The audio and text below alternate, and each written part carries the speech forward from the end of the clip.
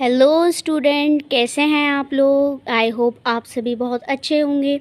मैं हूं ज्योति पारा सर, आपकी maths teacher. So welcome to maths classes. आज हम पढ़ने वाले हैं चैप्टर का इंट्रोडक्शन। किसका इंट्रोडक्शन? क्लास 6 मैथ्स का chapter number 1, knowing your numbers. इस चैप्टर को स्टार्ट करने से पहले हम चैप्टर का इंट्रोडक्शन देखेंगे कि चैप्टर में क्या क्या टॉपिक्स हैं, क्या क्या कंसेप्ट हैं जो हमें क्लियर करने हैं। पहले हम इंट्रोडक्शन लेंगे ताकि हम आगे की एक्सरसाइज को इजीली कर सकें। तो नाउ चैप्टर में हम सबसे पहले क्या पढ़ते हैं कि नंबर्स क्या होते हैं। What is numbers? नंबर्स कोई भी डिजिट्स की हेल्प से नंबर्स फॉर्म होते हैं। जैसे मैं एग्जांपल ले लेती हूँ। फॉर एग्जांपल 553 हो गया। ये क्या है? एक नंबर है। अगर मैं 5 की बात करूँ तो ये भी एक नंबर है। अगर मैं 3 की बात करूं तो ये भी एक नंबर है।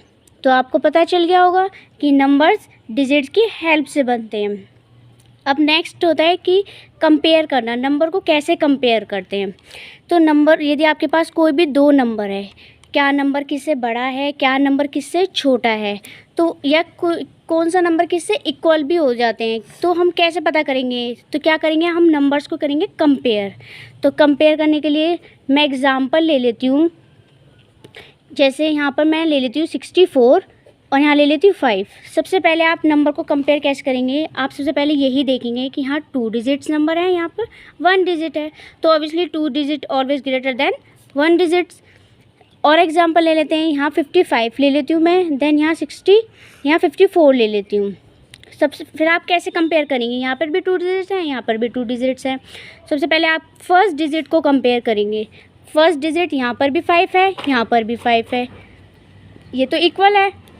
सेकंड डिजिट को कंपेयर करेंगे। यहाँ पर भी 5 है, यहाँ 4 है, तो 5 ऑब्वियसली ग्रेटर देन है 4 से, तो 55 क्या हो जाएगा हमारा? ग्रेटर हो जाएगा। नेक्स्ट एग्जांपल ले लेते हैं 81, 810 और यहाँ पे 820 ले लेते हैं एग्जांपल। आप यहाँ पर भी 3 डिजिट्स हैं, यहाँ पर भी 3 डिजिट हैं। आप कहेंगे ये तो इक्वल है। नहीं, आप इसको कैसे कंपेयर करेंगे? यहाँ पर भी फर्स्ट डिजिट 8 है, यहाँ पर भी 8 है। फिर सेकंड डिजिट देखेंगे, यहाँ पर 1 है, देन यहाँ पर 2 है, तो ऑब्वियसली 2 ग्रेटर देन है 1 से, तो 820 वाली डिजिट क्या हो जाएगी? कंपेयर करने पर बड़ी हो जाएगी। अब आपको कंपेयर करना आ गया कि हम नंबर्स को कैसे कंपेयर करते हैं। आपको ये भी पता चल गया होगा होप कि नंबर्स क्या होते हैं। नेक्स्ट हम पढ़ते हैं प्लेस वैल्यू। जैसे कि आप जानते हैं कि नंबर को कैसे कंपेयर करते हैं। अब नंबर्स की कोई ना कोई तो प्लेस वैल्यू ऑब्वियसली होती ही है, तो हम प्लेस वैल्यू को कैसे लिखेंगे, कैसे हम नंबर्स को प्लेस वैल्यू देंगे? तो इसके लिए एग्जांपल ले लेते हैं हम। जैसे आपकी टीचर्स बचपन में ये सिखाती होंगी कि OTH। O का मीन्स क्या होता है? वंस होता है। T का मीन्स आपको पता है टेंस होता है, और H का मतलब क्या होता है? 100 होता है। आप जानते हो ना, आपकी टीचर्स ने बताया भी होगा आपको कि वंस, टेंस, 100 ये प्लेस वैल्यूज़ होती हैं। अब आपने ये भी सुना होगा कि एक लाख होता है और एक करोड़ होता है, एक मिलियन होता है और एक बिलियन होता है। आपने सुना होगा। अब देखते हैं क्या ये मिलियन, बिलियन, लाख, करोड़ जो होते हैं वो सेम होते हैं या डिफरेंट होते हैं? इनमें क्या डिफरेंस होता है इन दोनों के बीच में? तो सबसे पहले हम जो हमारे देखते हैं कि जो हमारा लाख और करोड़ आता है वो हमारा आता है इंडियन सिस्टम में। किस में आता है? हमारा इंडियन सिस्टम में। और जो मिलियन, बिलियन होता है वो हमारा आ जाता है इंटरनेशनल सिस्टम में। अब आपको पता चल गया होगा कि लाख, करोड़ किस में आता है और बिलियन, मिलियन किस में आता है। ठीक है। अब हम प्लेस वैल्यू चार्ट देखेंगे कि लाख, करोड़ इंडियन सिस्टम में लाख, करोड़ आते हैं। ठीक है, ये तो आपको पता चल गया। अब देखेंगे कि इंडियन सिस्टम में प्लेस वैल्यू चार्ट कैसे होता है। इसके लिए हम एक एग्जांपल ले लेते हैं। एग्जांपल लेते हैं जिससे आपको अच्छे से क्लियर हो जाए कि ये कैसे प्लेस वैल्यू चार्ट होता है इसमें। जैसे मैंने कोई भी एग्जांपल ले लिया, आप कोई भी डिजिट ले सकते हैं, जैसे 9, 8, 7, 6, 5, 4, 3, 2, 1। मैंने ये एक एग्जांपल आपको समझाने के लिए ले लिया है ताकि आपको अच्छे से क्लियर हो जाए कि इंडियन सिस्टम में प्लेस वैल्यू क्या होती हैं। तो पहले प्लेस वैल्यू होती है, जैसे लास्ट स्टार्ट करना है आपको, वंस, टेंस, 100, 1000, 10,000, lakh,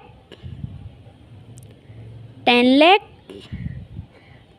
ये होती है करोड़, देन 10 करोड़। अब आपको समझ आ गया होगा कि प्लेस वैल्यू इंडियन सिस्टम में कैसे होती है। Ones, tens, 100, 1000, 10,000, lakh, 10 lakh, crore, 10 crore, ये तो हमारी इंडियन सिस्टम में क्या होती है, प्लेस वैल्यू होती है नंबर्स की। आई होप आपको इतना अच्छे से क्लियर समझ आ गया होगा। देखते हैं कि प्लेस वैल्यू इंटरनेशनल सिस्टम में कैसे होती है। तो इंटरनेशनल में प्लेस वैल्यू चार्ट बना लेंगे पहले आप, ठीक है। प्लेस वैल्यू हम क्या बना रहे हैं, चार्ट। इसमें मिलियन बिलियन का यूज़ होता है, आपको मैंने पहले ही क्लियर कर दिया है। तो इसमें भी एग्जांपल के थ्रू मैं आपको समझा देती हूँ। जैसे मैंने ले लिया कि 9, 8, 7, 6, 5, 4, 3, 2, 1। यहाँ से कुछ हद तक ये इंडियन सिस्टम से सेम होते हैं। जैसे यहाँ पर वंस या टेंस या 100, यहाँ होते 1000,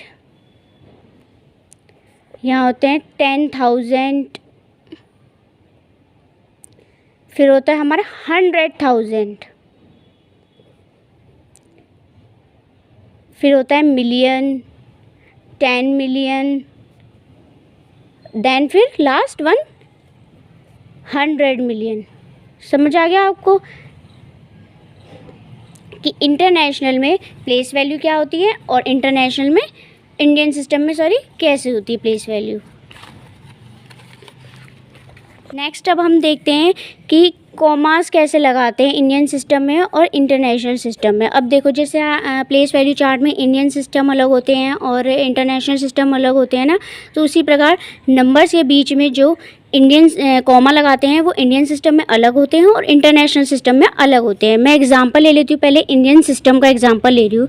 जैसे 9, 8, 7, 6, 5, 4, 3, 2, 1 मैंने एग्जांपल ले लिया है। ये इंडियन सिस्टम का ध्यान रखना है, ये इंडियन सिस्टम का एग्जांपल है कि इसमें कॉमा कैसे लगाया जाता है।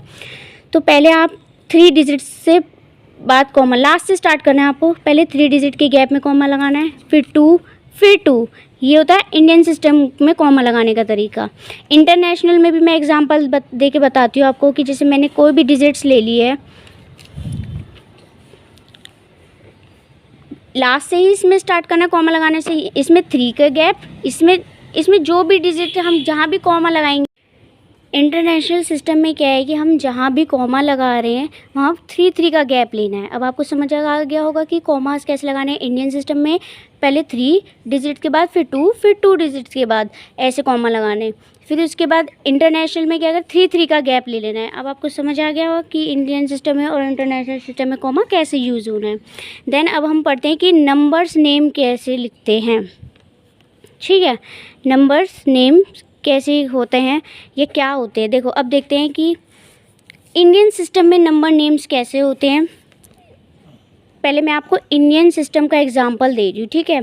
जैसे 8, 7, 5, 9, 5, 7, 6, 2 कोई भी एग्जांपल ले सकते हैं। ज़रूरी नहीं है कि ये डिजिट फिक्स्ड है, नहीं ऐसा कुछ नहीं है, आप कोई भी एग्जांपल ले सकते हैं, ठीक है। लास्ट से स्टार्ट करेंगे हम नेमिंग करने से पहले। जैसे 1, 10, 100, 1000, 10,000, lakh, 10 lakh, करोड़। तो 8 की नंबर नेमिंग क्या होगी, 8 कि कौन सी पोजीशन पे आ रहा है, कौन सी प्लेस पे आ रहा है, 8 करोड़ पे। अब आपको ये तो मैंने बताया था ना कि इंडियन सिस्टम में lakh करोड़ यूज़ होते, तो इसलिए यहाँ पर 8 करोड़। 1, 10, 100, 1000, 10,000, lakh, 10 lakh, 75 हमारा क्या हो गया, lakh हो गया, ठीक है। 1, 10, 100, 1000, 10,000, तो 95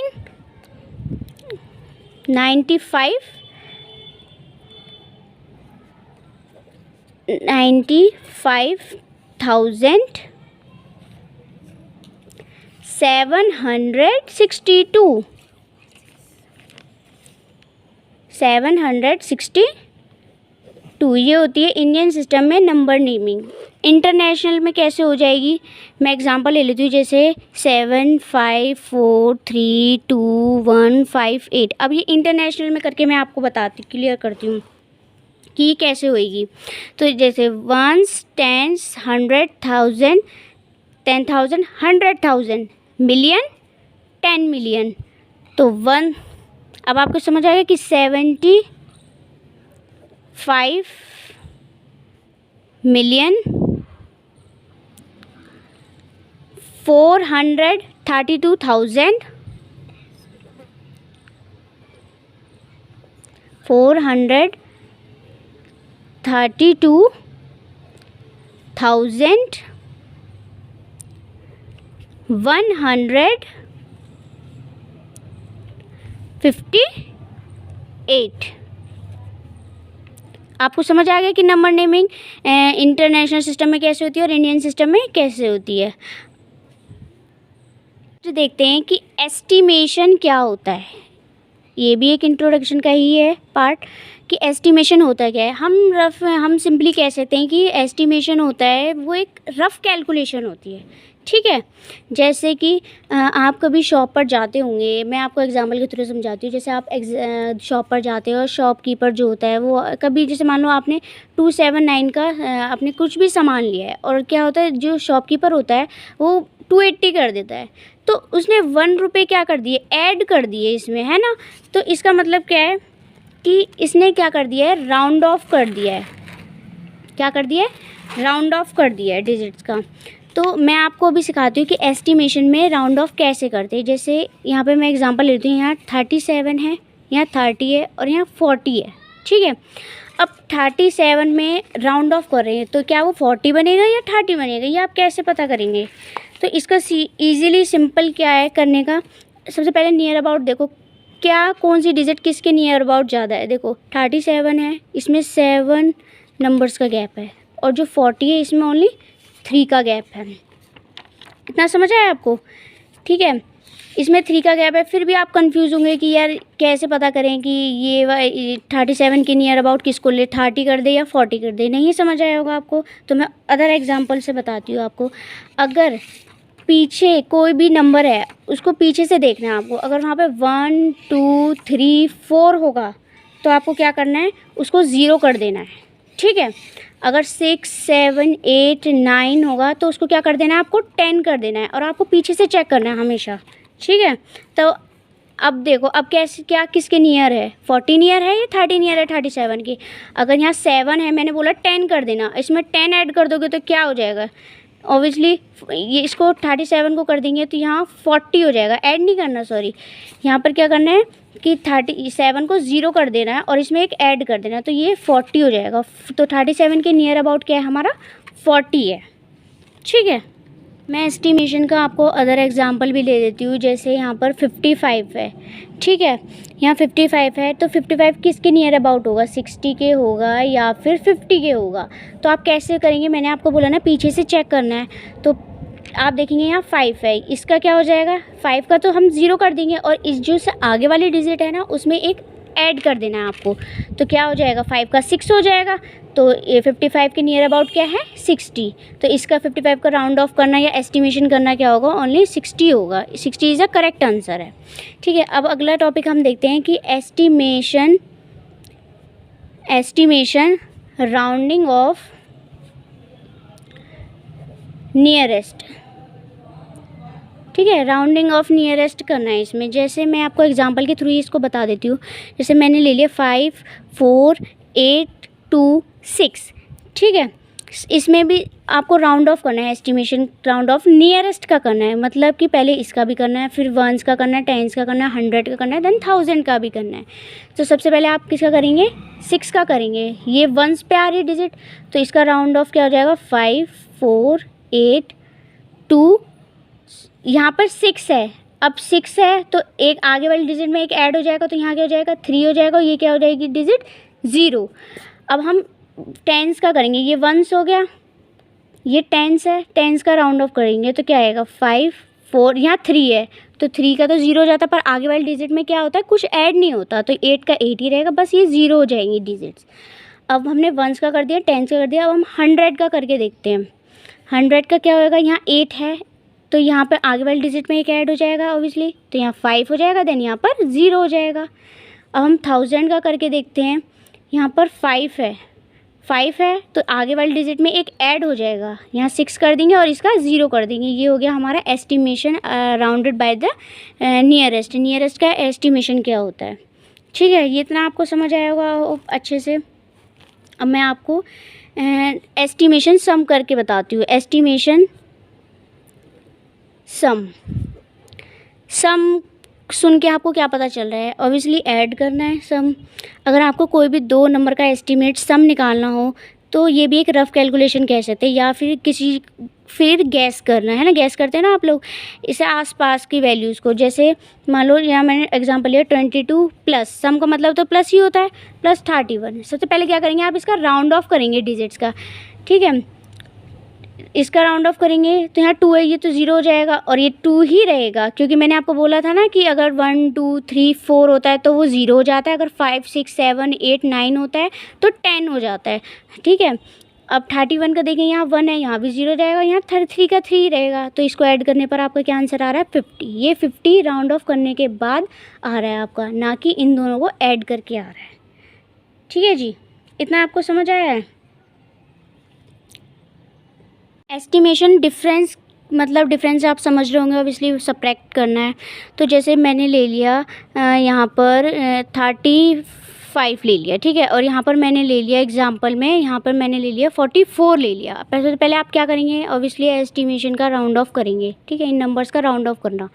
तो यहाँ 0 हो जाएगा, 5 है और आगे वाले डिजिट में एक ऐड हो जाएगा, यहाँ 0 4 हो गया, यहाँ 4 का क्या हो जाएगा 0 हो जाएगा, देन यहाँ 4 ही रहेगा, तो 40 माइनस 40 0 आंसर है। ये होता है एस्टिमेशन डिफरेंस की माइनस करते हैं। और कैसे करते हैं, सबसे पहले आपको राउंड ऑफ करना है, फिर देन सब्ट्रैक्ट करना है, ठीक है। अब आपको एस्टिमेशन सम, एस्टिमेशन क्या होता है और एस्टिमेशन डिफरेंस अच्छे से समझ आ गया होगा। अब हम पढ़ेंगे एस्टिमेशन प्रोडक्ट क्या होते हैं। अब देखेंगे कि एस्टिमेशन प्रोडक्ट क्या होता है। अब आप प्रोडक्ट से क्या समझ रहे हैं, प्रोडक्ट का मीन्स क्या होता है, मल्टीप्लाई करना। क्या होता है, मल्टीप्लाई करना। मैं इसमें भी आपको एग्जांपल के थ्रू बता देती हूँ। जैसे मैंने एग्जांपल लिया 19 मल्टीप्लाई 78। सबसे डायरेक्ट इसको आपको मल्टीप्लाई नहीं करना है, सबसे पहले क्या करना है, राउंड ऑफ करना है। 9 का क्या हो जाएगा 0 और आगे वाले डिजिट का क्या कर देंगे 1 ऐड कर देंगे, तो यहाँ 2 हो जाएगा। इंटू मीन्स मल्टीप्लाई, आपको पता ही है। 8 का क्या हो जाएगा, राउंड ऑफ करेंगे तो 0 हो जाएगा और आगे वाले डिजिट में एक ऐड करेंगे तो क्या हो जाएगा 8 हो जाएगा। देन इसको फिर मल्टीप्लाई करना है आपको, तो मल्टीप्लाई करने पर क्या आएगा आपका 1600। अब मैंने आपको बताया था ना, पहले क्लियर कर देते, अगर 1 2 3 4 होगा तो आप 0 कर देंगे, अगर 6 7 8 9 होगा तो आप क्या करेंगे, सबका 10 कर देंगे। 10 मतलब डिजिट का तो 0 कर देंगे, लास्ट से शुरू करते हैं, फिर उससे आगे वाले डिजिट में क्या करेंगे आप, ये 1 ऐड कर देंगे, ऐसे राउंड ऑफ करते हैं, ठीक है। आपको क्लियर तो हो गया है ना। अगर कोई भी आपको डाउट हो तो आप कमेंट सेक्शन में लिख सकते हैं, आप पूछ सकते हैं क्या डाउट है, मैं आपको आपका डाउट फिर से क्लियर कर दूँगी।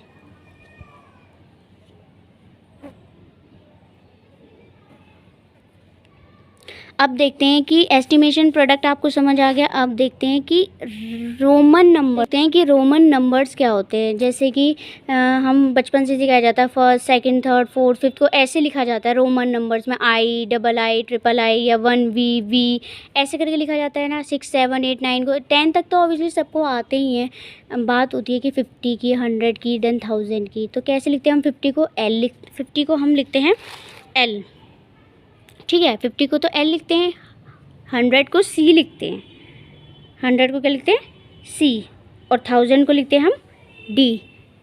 अब बात आती है कि रोमन को कैसे, मतलब हम सिमिलरली रोमन को ऐसे ही नहीं लिखा जा सकता। रोमन न्यूमेरिकल्स कैसे होते हैं, जैसे कि जैसे ये है एक्स लिख लेती हूँ। एक्स का मतलब आपको पता चल गया 10 होता है, अगर डबल एक्स है तो वो क्या हो जाएगा 20 हो गया, ठीक है। ऐसी वी है, आप इसको जानते हो वी का मतलब 5, वी का मतलब क्या होता है 5 होता है, तो ये क्या हो जाएगा डबल वाई, तो ऐड कर देंगे 55 हो गया।